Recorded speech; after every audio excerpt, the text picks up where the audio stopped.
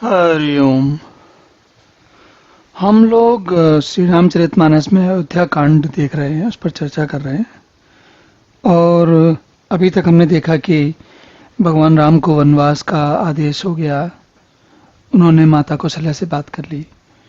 माता कौशल्या के पास जब जानकी को पता चला, सीता जी को पता चला कि भाई राम बन जाने वाले हैं, तो वे सास के सामने आ गई। सास ने, माता कौशल्या ने भगवान राम को समझाया, बात बताई कि ये सीता सुकुमारी हैं, हम लोग इनका ख्याल रखेंगे, कोई चिंता की बात नहीं है, ये सब कहा। लेकिन फिर इसके बाद उन्होंने कहा कि तुम इनको जैसा समझ में आए वैसी आज्ञा दो, और जो कहोगे तुम उसके हिसाब से मैं इनको, उसी हिसाब से इनकी तैयारी करते हैं हम लोग। तो बात भगवान राम पर आ गई और कहा कि तुम जैसी आज्ञा दोगे वैसा करेंगे। अब भगवान राम जो हैं वो सीता जी को समझा रहे हैं कि भाई वन जाने में क्या समस्या है या क्यों नहीं जाना चाहिए। तो कहते हैं कि माँ तो सपीप कहती सकुचाही, बोले समझो समऊ समझ मन माही, राजकुमार सिखावन सुनहूं, आन बात जी जनी कछु गनहूं। माता के सामने सीता जी से कुछ कहने में सकुचा रहे हैं। दोनों लोग एकांत में होते तो भाई खुल की बात हो सकती थी, लेकिन माँ भी सामने है तो स्वाभाविक है भाई थोड़ा उतना खुल के तो नहीं कह सकते। पर यह भी समझ में आ रहा है राम को कि अब समय नहीं है, समय ऐसा ही है, इसलिए जैसा समय है वैसा काम करना पड़ेगा। तो बोले, हे राजकुमारी, मेरी सिखावन, मेरी बात सुनो, और मन में कुछ दूसरी तरह ना समझ लेना। दूसरी तरह क्या समझ लेना? आन भात जे जनी कछु गना हो। तो कह रहे हैं मन में कोई उटपटांग, कोई अलग गलत ख्याल, गलत विचार न लाना।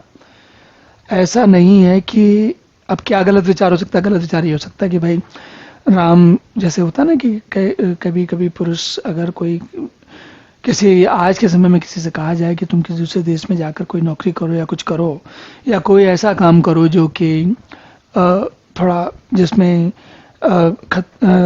खतरा हो, समस्या हो, कुछ तो ऐसी स्थिति हो जो जिसमें पत्नी से दूर रहना हो, तो अगर ऐसी बात कहो तो, और ये आज से नहीं, देखिए किस जमाने की, कब की तुलसीदास जी ने लिखी और पता नहीं कब वाल्मीकि जी ने लिखी। तो लगता है ये समस्या बहुत पहले से चली आ रही है। क्या चली आ रही है? कह रहे हैं कि अगर पति बाहर जाने की बात करें तो पत्नी कुछ दूसरा समझ सकती है। क्या समझ सकती है?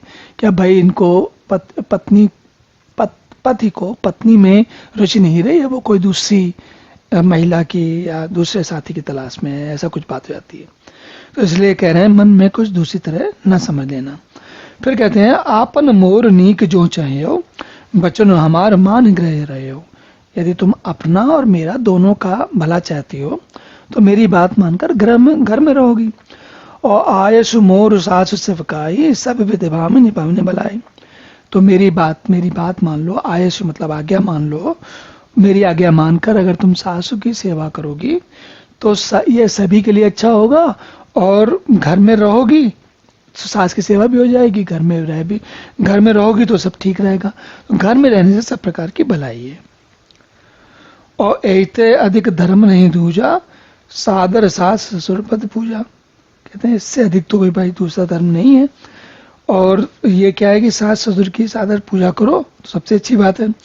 जब माँ तो करे सुधि मोरी, जब माँ को मेरी याद आए और प्रेम से बहुत विकल हो तो तुम इनको थोड़ा सहारा देना। अब भगवान ये नहीं कह रहे कि तुम्हें चिंता पड़े, वो अपनी माँ के बारे में बता रहे हैं। आदर पूर्वक सास ससुर के चरणों की पूजा करने से, सेवा करने से बड़ा कोई धर्म नहीं है। फिर कहते हैं, तब तुम कहें कथा पुरानी, सुंदर समझाए समृद्ध बानी। कहूँ सुबाह सपथ सत मोही, समुख माँ तो हित राखो तो ही। जब इनको माँ को कष्ट हो, मन में चिंता पड़े अपने पुत्र के लिए, तब तुम कोमल वाणी से, प्यार भरी वाणी से पुरानी कथाएं कह के इनके समझाना। और हे सुमुखी, हे सुंदरी, सुंदरी, मुझे सैकड़ों सौगंध है, मैं स्वभाव से कहता हूं, और मैं तुम्हें केवल माता के लिए घर पे रुकने को कह रहा हूं। मतलब वो कह रहे हैं सबसे बड़ा कारण घर में रुकने का है कि माँ की सेवा हो जाएगी और माँ के लिए रहना चाहिए तुमको। और गुरुसुति सम्मत धर्म फल पाए विनय कलेश, हट वस सब संकट सहे, गालव न देश। अगर तुम गुरु और वेद के द्वारा सम्मत धर्म के का करोगी, मैं ये बात मान के मेरी बात मान के रुकोगी, घर में रुकोगी, तो गुरु और वेद के द्वारा जो सम्मत धर्म है उसका पालन होगा और तुम्हें उसका जो फल मिलता है उसके कारण वो तुमको बिना किसी क्लेश के मिल जाएगा। तो अगर तुमने हट किया, जबरदस्ती की, जिद की, तो गाल मुनि और राजा नहुस की तरह जैसे उन्होंने संकट सहे तुमको भी संकट सहने पड़ेंगे। मैं पुनि करी प्रवान पृतुबानी, वेग फिरग सुन सुमुख सयानी। मैं जाके फटाफट वापस आता हूँ, बहुत जल्दी वापस आ जाऊंगा, चिंता की बात नहीं है, और पिता के वचनों को सत्य करके जल्दी लौट आऊंगा। लेकिन और दिन जाते देर नहीं लगेगी, तो कोई ऐसी चिंता वाली बात है नहीं। और सुंदर सिखवन सुनो हमारा, दिवस जात नहीं ला कहीं 12। दिन जाते कितना समय लगता है, तो मेरी बात सुनकर, मेरी बात सुनो हे सुंदरी, मेरी बात सुनो। और जो हट करो प्रेम बस भामा, तो तुम दुख पाओ परिणामा। कानन कठिन भयंकर उभारी, घोर गाम हिम बार बयारी।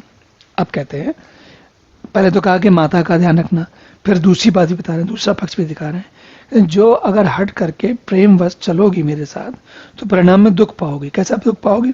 तो जंगल जो होता है, कानन कठिन भयंकर उभारी, कठिन जो जंगल बहुत कठिन होता है, भयंकर होता है और भारी होता है।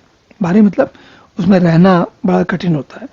घोर गाम हिम बार बयारी, बहुत ज्यादा वहाँ धूप, जाड़ा और रात, हवा, सब कुछ जो है बहुत अधिक होता है और सामने पता चलता है। मतलब जैसे घर में रहते हैं तो दीवारें होती हैं, घर होते हैं, उसमें हवा रुक जाती है, थोड़ा व्यक्ति को थोड़ा चैन मिलता है, थोड़ा शांति मिलती है, थोड़ा आराम रहता है। जंगल में क्या है, पेड़ के ज्यादा से अधिक पेड़ रहता है, तो पेड़ के नीचे किसको पानी बरसने लग गया, ठंड पड़ी या कोई जंगली जानवर आया, तो वहाँ कौन है, तो स्वयं सुरक्षा करनी पड़ती है।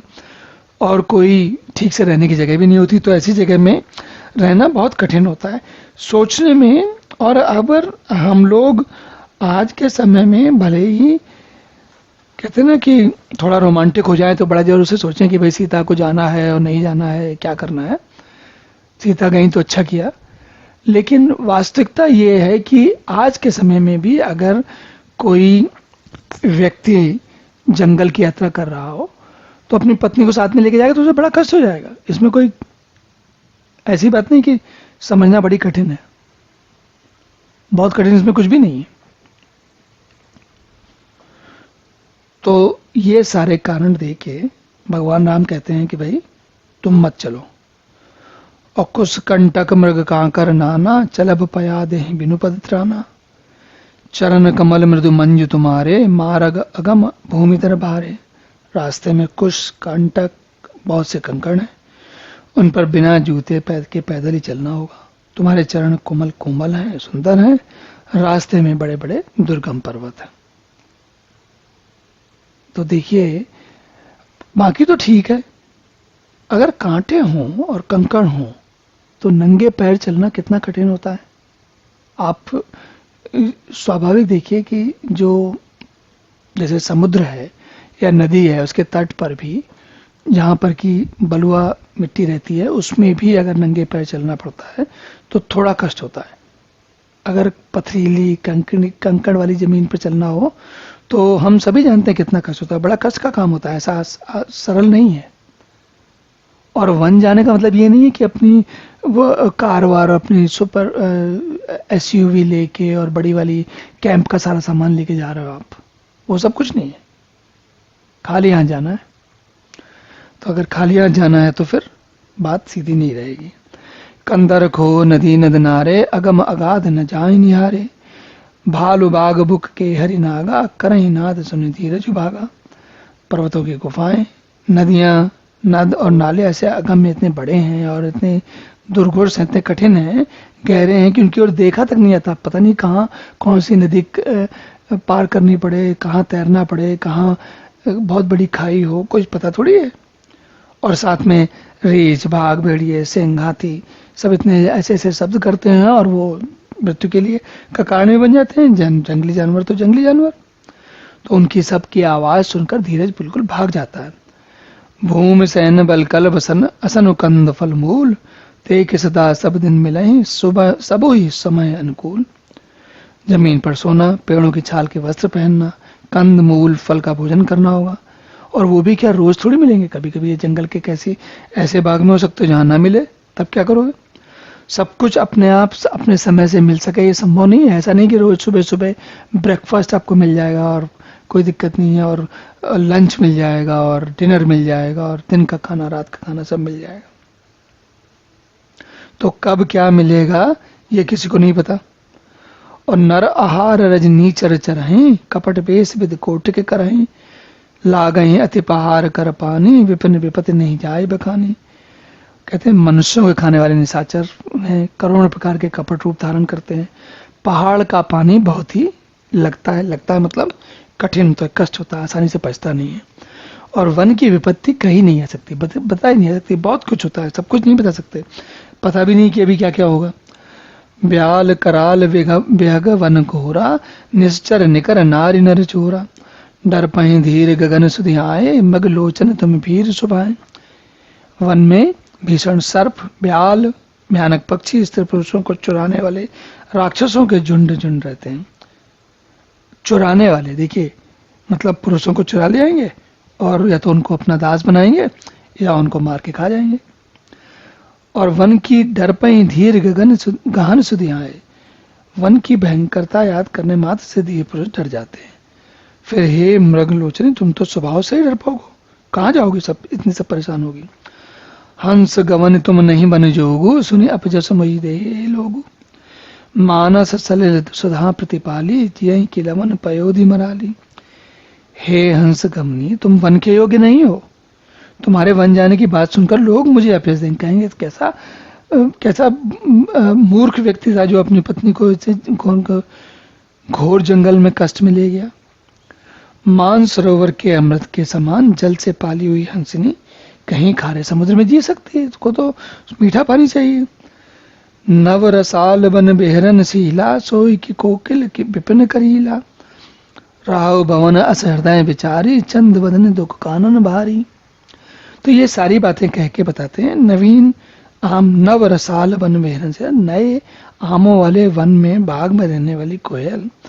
क्या करील के जंगल में वहां तो कोई फल मिलता नहीं, ठूठे पेड़ खड़े रहते हैं, कोई फल होता नहीं। तो ऐसे जंगल में कोई ऐसी कोयल शोभा पा सकती है?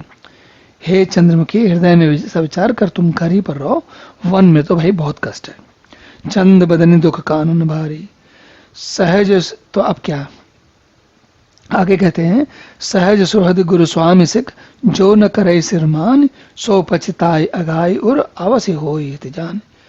सहज भाव में बताई गई, जो स्वाभाविक हित में बताई गई या सहज भाव में बताई गई, गुरु और स्वामी की सीख को जो मानता नहीं, समझता नहीं, वह हृदय में भर पेट पर बहुत पछताता है। हृदय भर पेट पछताता है मतलब बार बार पछताता है, उसको बहुत अधिक पछतावा होता है और उसके हित की हानि भी अवश्य होती है।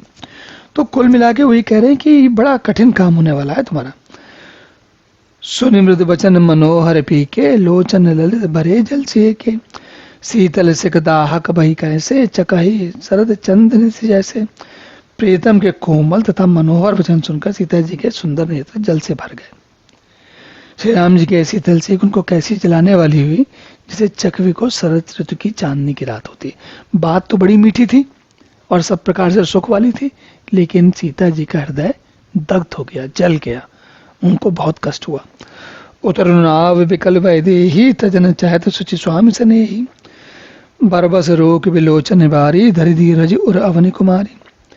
जानकी जी की स्थिति ऐसी हो गई है कि कुछ उत्तर देते नहीं मन रहा, कहने कहाँ फंस गए, ऐसा कैसे सोच सकते हो तुम। वे यह सोचकर व्याकुल होते कि मेरे पवित्र और प्रेमी स्वामी मुझे छोड़ जाना चाहते। नेत्रों के जल को जबरदस्ती रोककर वे पृथ्वी की कन्या सीता जी हृदय में धीरज धर के बोलती हैं, क्या कहती हैं, लाग सास सुभग कह कर चोरी, क्षमा विदेप बड़ी अभिनय मोरी, दीन प्राणपति मोह सुख सोई, जय विधि मोर परम हित मोई। अब सास देखिए अपने अपने तर्क हैं, राम ने ये तर्क दिया, कौशल्या जी ने अलग तर्क दिया। अब जानकी जी क्या तर्क देती हैं, जरा उनका तर्क सुनते हैं।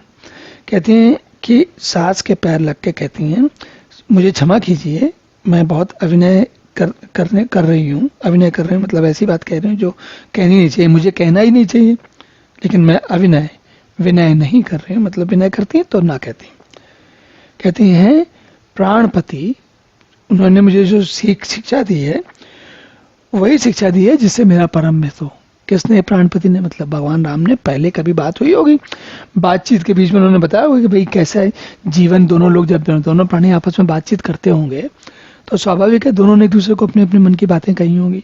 तो उसमें जो राम ने अपना रुचि बताई होगी, जो शिक्षा बताई होगी, जो बात बताई होगी कि अच्छे लोगों को ऐसा करना चाहिए, कोई विपत्ति आए तो क्या करना चाहिए, कोई समस्या आए तो किस प्रकार का काम करना चाहिए, तो वो सारी जो शिक्षा दी है वो उन्होंने ऐसी शिक्षा दी जिससे मेरा परम है। तो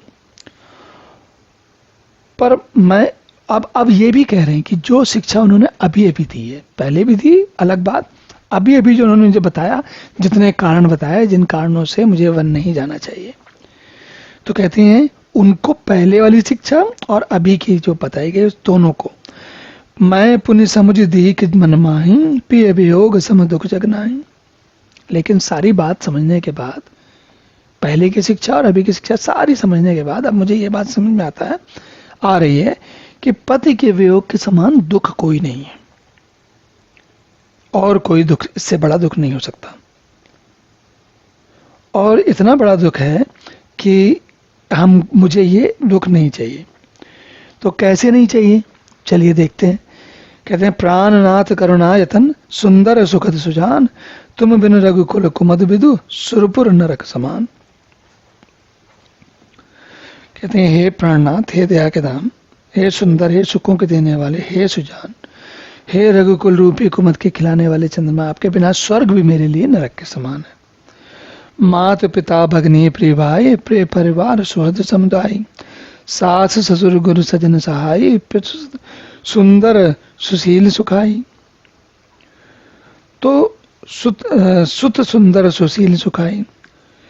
तो माता पिता बहन भाई प्यारा परिवार मित्रों का समुदाय सास ससुर गुरु स्वजन सहायक और सुंदर सुशील और सुख देने वाला पुत्र। जहां लगी नाथ नेह अरुनाते पे बिनुति हैं तरनी होते ताते तनु धनु धाम धननपुर राजू पति विहीन सब शोक समाजू। कह रही हे नाथ, जहां तक स्नेह और नाते हैं, पति के बिना स्त्री को सभी सूर्य से भी बढ़कर तापने वाले हैं। शरीर धन घर पृथ्वी नगर और राज्य पिता पति के बिना स्त्री के लिए ये सब शोक का समाज है। ये जितनी बातें आपने बताई सब अपनी एक जगह पे हैं, लेकिन पति अगर नहीं है तो सारा का सारा सब बेकार है, सब कुछ कष्ट का कारण बन जाता है। भोग रोग सम भसन भारू जम जात ना सरिस संसारू प्राणनाथ तुम बिनु जग माही मोह कहूँ सुखद कतहूँ कछु नाही। भोग रोग के समान है और गहने भार रूप है, संसार यम यातना के समान है।